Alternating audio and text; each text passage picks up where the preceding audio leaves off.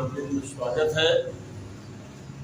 बृहस्पतिवारी मैं आपको 9, 10, 11, 12 की मैं पढ़ाऊंगा और बहुत ही बेसिक नीचे से लेके ऊपर चलेंगे और कभी भी आप विचलित नहीं होंगे। आज हाई स्कूल का एक चैप्टर डाल रहा हूँ, दो घात समीकरण। देखिए इसका बेस क्या है और इसके जनक कौन है, किन्होंने बनाया दो घात समीकरण। अगर हम दो घात कहते हैं, दो घात तो बहुपद भी, लेकिन दो घात और बहुपद में अंतर क्या है? आप ये सिर्फ दे रहे दो घात, क्या बहुपद में दो घात नहीं होती? दो घात समीकरण के जनक कौन है, सारी चीज आप देखेंगे। द्विघात समीकरण इसको देखना है। केवल 4 भाग इसके करूंगा और 4 भाग में दो घात समीकरण को पूरा आ जाएगा। देखेंगे सबसे पहला कि दो घात है या नहीं। पहले हम देखेंगे यह दो घात समीकरण है या नहीं, लेकिन जो कहा था कि कौन है इसके जनक, जन्मदाता कौन है, इन्होंने इस चैप्टर को बनाया। उनका नाम है श्री धराशाह। ये गणितज्ञ हैं जिन्होंने इस चैप्टर की रचना की, इस चैप्टर को लिखा। उन्होंने अपने लिए ये भी लिखा था कि मेरे हर सवाल में जितनी घात होगी, यदि दो घात है तो दो उत्तर होंगे, 3 घात है 3 उत्तर होंगे और 4 घात है तो 4 उत्तर होंगे। यही उस चैप्टर का नियम है। बहुपद और दो घात का अंतर क्या है? बहुपद के किसी भी सवाल में बराबर में 0 नहीं लगा होगा, लेकिन दो घात समीकरण के हर सवाल के अंत में 0 लगा होगा। सबसे पहला हम देखता हूं दो घात है या नहीं, केवल उसको फार्मूले देख लीजिए। देखिए सवाल देखें ध्यान से।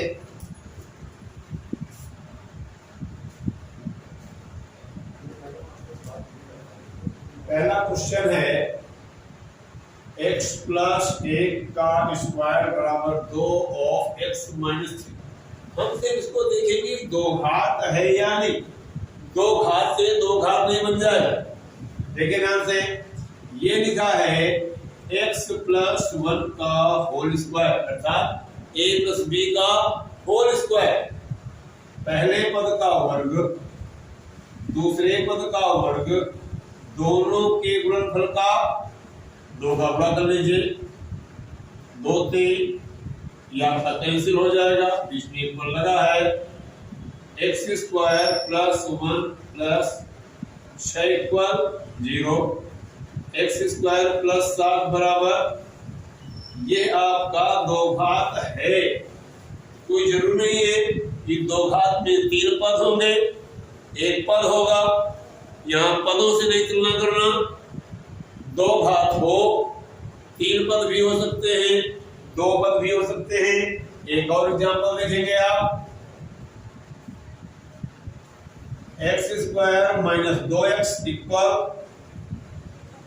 -2 3 माइनस x। मल्टीप्लाई कर लीजिए।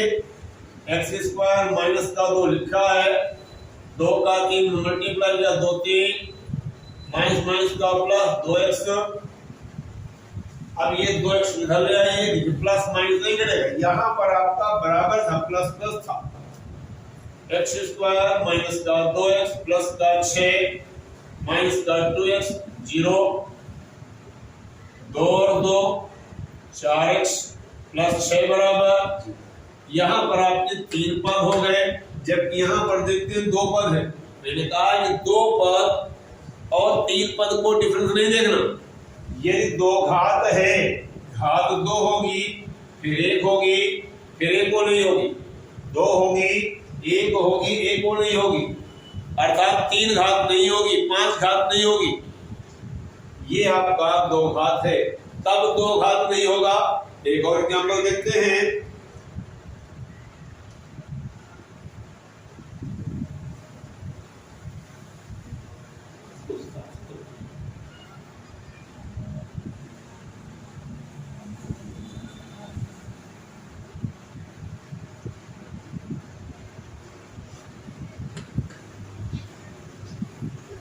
minus 2 x plus 1 equal x minus 1 और x plus 3, इसका मल्टीप्लाई कर लीजिए। x का x में करेंगे, 2 में गया 1 माइनस का x बचेगा, 2 करना, इसका इसमें कर लो, 3 में गया 2, 3 करना। अब ये हमारा यहाँ से क्या हो जाएगा, कैंसिल हो जाएगा। Minus x minus 2 equal 2x minus 3। यहाँ पे इसको इधर लाते भी हैं, माइनस एक्स माइनस का 2x माइनस का 2 प्लस का 3 इक्वल 0, माइनस का 3x प्लस का 1 इक्वल 0। यहाँ पर दो घात है ही नहीं, ये आपका दो घात नहीं होगा। दो घात कब नहीं होगा, इसकी पावर 1 है, तो दो घात है या नहीं, सिर्फ आपको देखना है दो घात समीकरण में कि दो घात समीकरण कब होगा।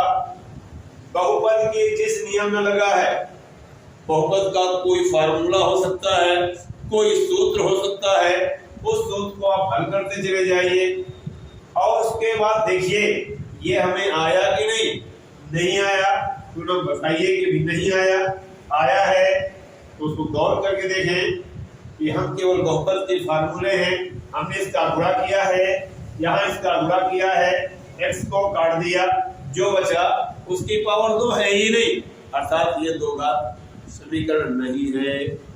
कब है कब नहीं है, एक क्वेश्चन कंपलसरी बोर्ड में आता है। इसके बाद अगले टर्म में आते हैं कि भारतीय समीकरण छोड़ के केवल 3 पार्ट इसके हैं, दो घात के केवल 3 पार्ट में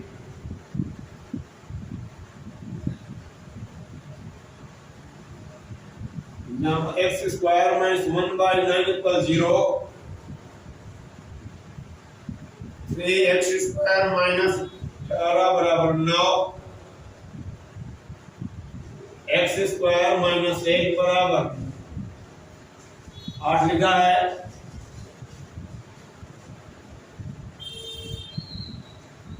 दो एक्स स्क्वायर माइनस 32 बराबर 0। देखिए एक फार्मूला ये है, आपको बराबर में 0 लगा हुआ है, अगर नहीं है तो यहाँ गिनती है, इस गिनती को पक्षांतर करेंगे 0 हो जाएगा। और मैंने कहा कि दो घात है, दो उत्तर होंगे। इधर देखिए सबसे पहले 2x स्क्वायर माइनस 32 बराबर 0, इसके पार्ट बना लीजिए। सबसे पहले देखते हैं x स्क्वायर बराबर 1/9, तो x बराबर 100 रूट 1/9। जब दो पक्षों का एक साथ वर्गमूल लेते हैं, वो मान धन का भी हो सकता है, वो मान ऋण का भी हो सकता है। लॉन्ग मेथड में चलेंगे, बड़ा हो जाएगा। x बराबर प्लस का भी होगा, माइनस का 1/3, 1 का वर्गमूल है 9 का वर्गमूल 30। अगले टर्म में उसी टाइप में है, 3x स्क्वायर बराबर 9 लिखा है, इधर चला गया 18, 3x स्क्वायर इक्वल 18 में 9 जोड़ी कितना होगा 27, x स्क्वायर में 27 गुणांक बटे में जाता है, x स्क्वायर बराबर 9, फिर वही कंडीशन बन गई रूट 9, x बराबर 3। अगले टर्म पे आ जाइए, फिर वही कंडीशन है, 8 लिखा है, 1 को ले जाइए, x स्क्वायर 8 और 1 9, x बराबर प्लस माइनस रूट 9, x का मान क्या हो गया। देखिए इसमें क्या अंतर है, आगे देखेंगे। 2x स्क्वायर बराबर 32 उधर ले जाइए, गुणांक को नीचे जाता है, x स्क्वायर बराबर क्या होगा, भाग दिया, x बराबर धन 16, x बराबर धन 4। यहाँ कंडीशन देखिए, इसको देखिए, सभी की कंडीशन है। इसमें भी कभी कभी एक सवाल बोर्ड में आता है, जबकि ये पहले बताया कि दो घात है या नहीं, ये तो कंपलसरी आता है। अब देखिए दो घात है, सब में धन और ऋण, हर सवाल का उत्तर धन में भी हो सकता है ऋण में हो सकता है, दोनों धनात्मक हो सकते हैं, दोनों ऋण, लेकिन ऐसा बहुत कम, ऐसे चांस बहुत कम होते हैं, एक प्लस और एक माइनस। आगे इसी टर्म में देखें, कुछ मान दिए होंगे,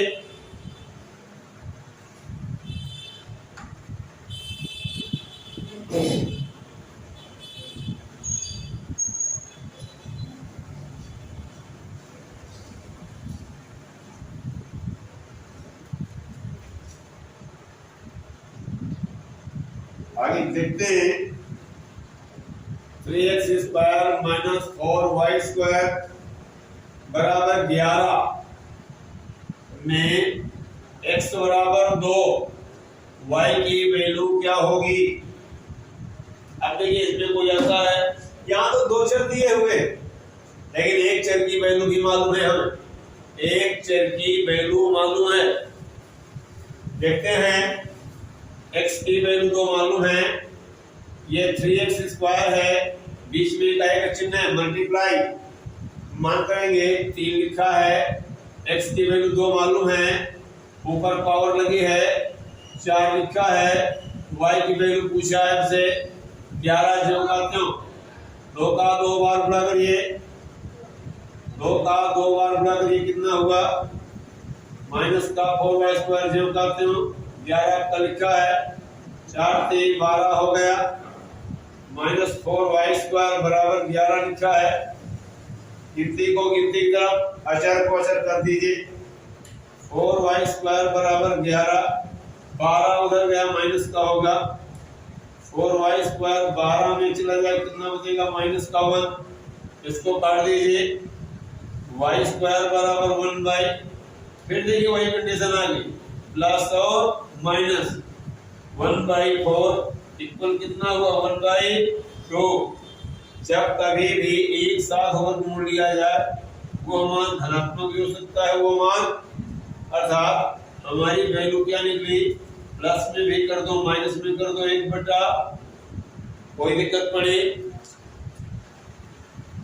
आगे देख लीजिए इसको सर, आगे देखते हैं हम यहाँ से नीचे से y स्क्वायर और 4, फिर देखिए यहाँ पर y स्क्वायर बराबर 1/4 लिखा है, तो y बराबर प्लस माइनस अंडर रूट 1/4, तो y बराबर plus minus 1/2।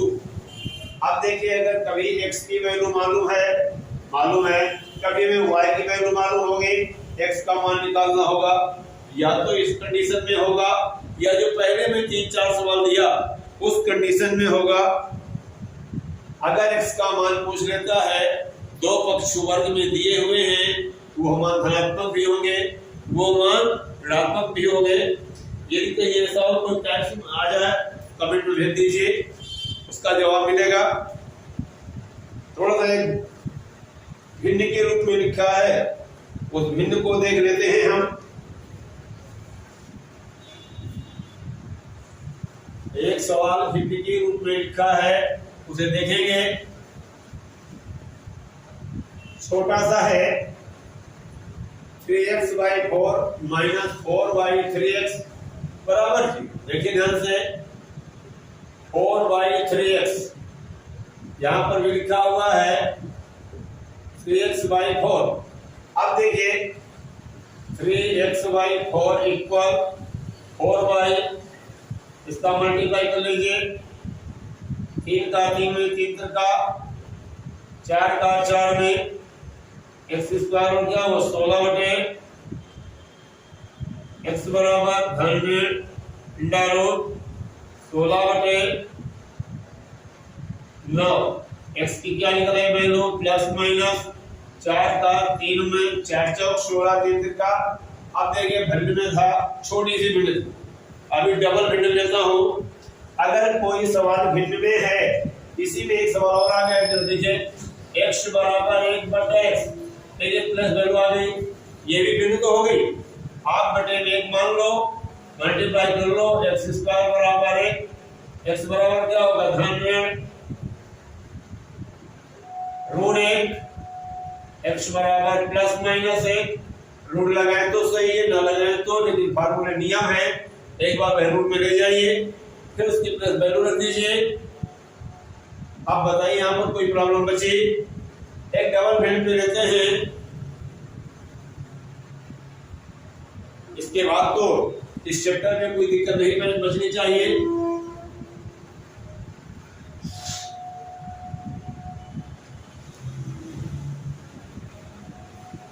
x/3 + 3/x equal x/12 + 12/x। यहाँ देखिए चार पद आ गए। अब हम क्या करेंगे? चार चार इस चीज को आपको ध्यान देना। x/3 + x/12 equal 3/x + 12/x। ये दो चर हो गए, इसका एलसीएम ले लो, कितना होगा? 3 को डिवाइड कीजिए, 4 बार जाएगा, 4 कट जाए, कितना बचेगा? 1 लिखा नहीं जाता, यहाँ पर कोई दिक्कत नहीं, लिख लीजिए। कितना हो जाएगा? 3 + 4 में जोड़ा कितना हुआ? 5 बटे 12 3 बटा इसका मल्टीप्लाई कर लीजिए। 5 का गुणा किया 5x²। 15 लिखा हुआ है, 12 का मल्टीप्लाई कर दो, x² बराबर 15 × 12 बटे 5 x² बराबर 12 x बराबर 100 रूट x का 10 वैल्यू क्या गई? अब देखिए छोटी भिन्न है या बड़ी भिन्न है। अगर आपको इससे बड़ा दो घात में सीधे तो कोई सवाल है ही नहीं, चाहे एनसीईआरटी बुक हो या मनोहर की हो या विद्या की हो, यदि आपको किताबों में जाना है कहीं पर कोई सवाल से टाइम नहीं मिलेगा। और बेस 0 से लीजिए ऊपर चले आइए। देखिए यहाँ पर सवाल ये दिया था आपका, दो पद इसमें थे, दो हमने क्या किया? चर है तो चर सभी में लिखे, लेकिन अंश की वैल्यू अलग कर दिया, हर की वैल्यू अलग कर दिया। या तो अंश को समान कर ले या हर को समान कर ले। यहाँ देखिए हमने क्या किया? हर की वैल्यू समान कर दी, यहाँ मैंने अंश की वैल्यू समान किया है। एक ही चीज नहीं हो सकती।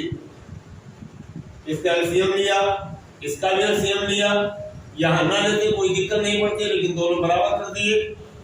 इसका टोटल किया, इसका टोटल किया, कई गुणा कर दिए या सीधे गुणा कर दीजिए, जो भी आप करते हो।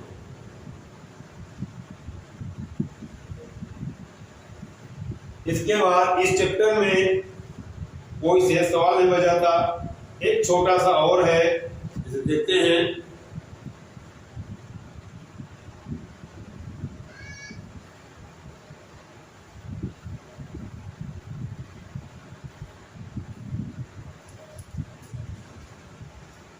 One by x square plus 5 equal 1/9। एक सवाल यह रहेगा, देखिए यहाँ पर पहले से इक्वल लगा हुआ है, आपको सीधा मल्टीप्लाई कर लीजिए। एक का गुणा करते हैं, x² प्लस 5, 9 का इसमें किया, 9 आ गया, 5 उधर चला गया, 5 जाएगा माइनस हो जाएगा, 9 में 5 में 4, x बराबर √4, x बराबर 2 √। आज आपको दो घात समीकरण के बारे में, इसके जनक कौन है हमने बताया, श्रीधराचार्य। उन्होंने इस चैप्टर की खोज की, इसकी रचना किया, लिखा। 2 घात में 2 उत्तर दिए, 3 घात में 3, और सबसे बड़ी विशेषता इनका ऐसा कोई सवाल नहीं जिस सवाल के बराबर में 0 ना लगा हो। हर सवाल के अंत में 0 लगा है, यही सबसे बड़ी इस चीज की पहचान। अगर 0 लगा है तब तो 2 घात के नियम में हम पहुंचेंगे। अगर 0 ना लगा हो तो 2 घात का कोई नियम, कोई फार्मूला लगेगा ही नहीं। ये सबसे बड़ी विशेषता है। शेष अब यहाँ पर आज इसको रोकेंगे। अब आप यहाँ देख लें कि 2 घात समीकरण में जनक 2 घात क्या है, दो घात के मान साधारण। अगले वीडियो में आपको गुणनखंड, विविक्त कर और गुणनखंड का एक पार्ट होगा। जो विविक्त कर होगा उसके मूल, प्रकार, वास्तविक, अवास्तविक, लक्षण, बराबर सभी चीजों का एक ही फार्मूला है और एक सवाल से पूरा दो घात बन जाएगा। ये याद रहे, इसलिए दो घात को स्टार्टिंग 0 से लिया है, लास्ट तक लेते चले जाएंगे। ठीक, नमस्कार।